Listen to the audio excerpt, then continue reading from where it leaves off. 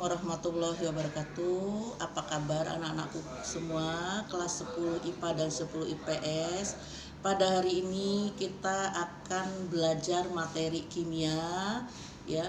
Perkenalkan, nama Ibu Dewi Dalena dan merangkap sebagai Wakasis SMA Negeri 3. Mungkin ada beberapa siswa sudah kenal dengan wajah Ibu pada saat pelaksanaan MPLS. Nah, untuk hari ini yang akan kita pelajari yaitu materi bab yang pertama dengan judul Hakikat dan Peran Ilmu Kimia dalam Kehidupan Sehari-hari, Metode Ilmiah dan Keselamatan Kerja di Laboratorium. Untuk minggu ini yang akan kita pelajari adalah hakikat dan peran ilmu kimia dalam kehidupan sehari-hari serta metode ilmiah. Untuk materinya silakan kalian lihat di web sekolah. Video kali ini saya akan menjelaskan tentang hakikat dan peran kimia dalam kehidupan serta metode ilmiah. Apakah yang terlintas dalam benak kamu ketika mendengar kata kimia? Apakah berupa zat-zat yang berbahaya, rentetan rumus, atau orang dengan kacamata tebal yang bekerja di laboratorium, atau lebih berbahaya lagi, yakni ledakan bom atom? Apapun yang terdapat dalam benak kamu tentang kimia, dalam kehidupan sehari-hari kita tidak lepas dengan bahan kimia. Kita mengenal bahan pembersih seperti deterjen dan sabun, bahkan air putih yang setiap hari kamu minum mengandung molekul H2O, dan juga nasi yang kamu makan agar memiliki energi juga terdiri dari bahan kimia yang dikatakan sebagai karbohidrat. Tidak semua berbahaya, bukan? Malah sangat bermanfaat. Pernahkah kamu melihat komposisi deterjen yang kamu gunakan untuk mencuci ataupun sampo yang kamu pakai untuk keramas? Apa sajakah bahan yang tertulis di bagian belakang kemasannya? Sabun ataupun sampo tersebut terbuat dari bahan kimia. Untuk tugas kamu di rumah, silakan dokumentasikan komposisi bahan-bahan kimia yang ada di rumah kamu ya. Setelah mengetahui apa saja contoh zat bahan-bahan kimia di sekitar kamu, sekarang kita bahas apa sih kimia itu. Kimia adalah ilmu yang mempelajari tentang susunan, struktur, sifat, perubahan materi, serta energi yang menyertai perubahan tersebut. Sedangkan hakikat ilmu kimia bahwa benda itu bisa mengalami perubahan bentuk maupun susunan partikelnya menjadi bentuk yang lain sehingga terjadi deformasi, perubahan letak susunan.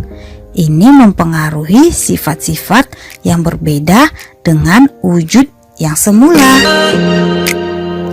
Manfaat belajar ilmu kimia.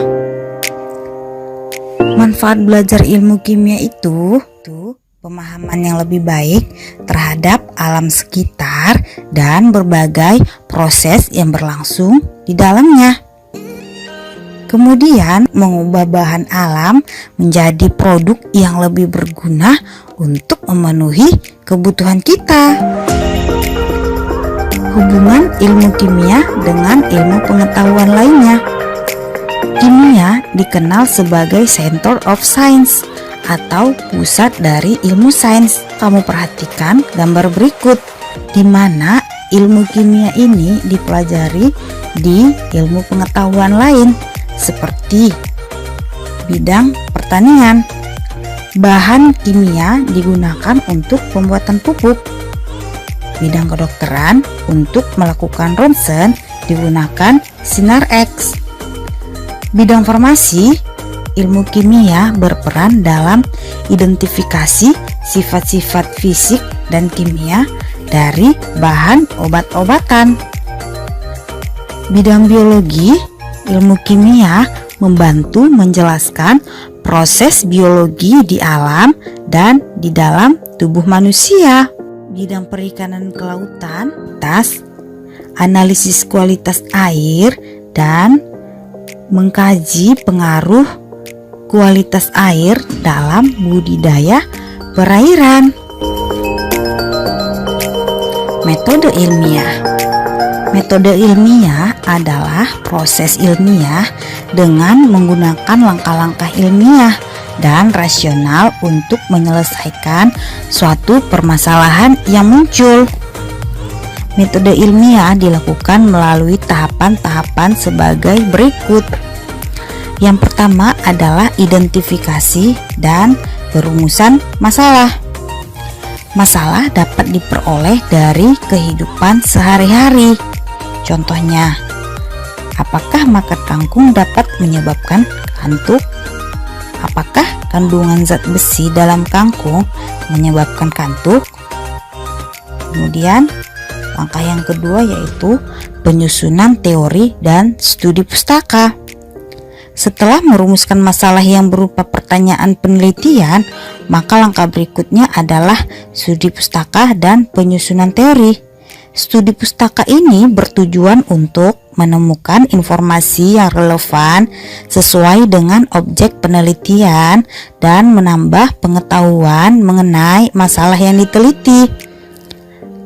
Data dapat diperoleh dari berbagai sumber seperti bertanya kepada narasumber atau studi literatur. Seperti misalnya, jika penyebab mengantuk karena zat besi ditelusuri pustaka, apakah kelebihan zat besi dapat menyebabkan kantuk? Jika memang zat besi menyebabkan kantuk, apakah dalam kangkung mengandung zat besi lebih banyak dari sayuran lain? Selanjutnya adalah penyusunan hipotesis. Hipotesis ini sendiri merupakan jawaban sementara atau perkiraan jawaban dari masalah. Dengan kata lain, jawaban tersebut belum merupakan jawaban yang pasti. Tersebut perlu pembuktian atau diuji kebenarannya. Seperti contohnya, kangkung mengandung zat besi. Zat besi menyebabkan kantuk. Penelitian dan menganalisis data. Untuk menjawab hipotesis bahwa penyebab kantuk setelah makan kangkung disebabkan oleh zat besi, dilakukan penelitian atau percobaan. Apakah benar zat besi memberikan peran dalam proses mengantuk? Percobaan ini dapat dibuktikan di laboratorium selain melalui pustaka yang ada. Misalnya, kandungan zat besi dalam kangkung diperiksa menggunakan spektroskopi serapan atom. Teori juga perlu ditemukan bahwa zat besi memang menyebabkan kantuk. Selanjutnya adalah penarikan kesimpulan. Penarikan kesimpulan dilakukan dengan cermat berdasarkan data teori dan eksperimen. Misalnya, untuk menjawab hipotesis pertama, apakah kangkung mengandung zat besi? Menurut hipotesis yang kedua, bahwa zat besi menyebabkan kantuk ternyata benar. Jika tubuh kita kekurangan zat besi, maka bukan kelebihan zat besi. Selanjutnya adalah penyusunan laporan. Terlihat ini adalah format dari penyusunan laporan penelitian karya tulis ilmiah. Perilaku ilmiah. Perilaku ilmiah pada setiap ilmuwan termasuk pelajar diperlukan dalam memahami dan mengembangkan ilmu khususnya kimia. Adapun perilaku ilmiah yang harus dimiliki oleh seorang ilmuwan adalah sebagai berikut. Yang pertama yaitu jujur. Kemudian rasa ingin tahu, berpikir kritis, terbuka menerima pendapat orang lain, kritik atau argumentasi untuk kemajuan baik untuk diri kita sendiri maupun untuk kemajuan ilmu pengetahuan. Objektif. Seorang pelajar mengedepankan akal dalam memecahkan masalah diperlukan agar dalam memutuskan seobjek mungkin. Selanjutnya adalah menghargai karya orang lain dengan tidak menjadi plagiat. Memiliki visi ke depan, keselamatan kerja di laboratorium. Demikianlah materi hari ini tentang hakikat dan peran ilmu kimia dalam kehidupan sehari-hari serta metode ilmiah.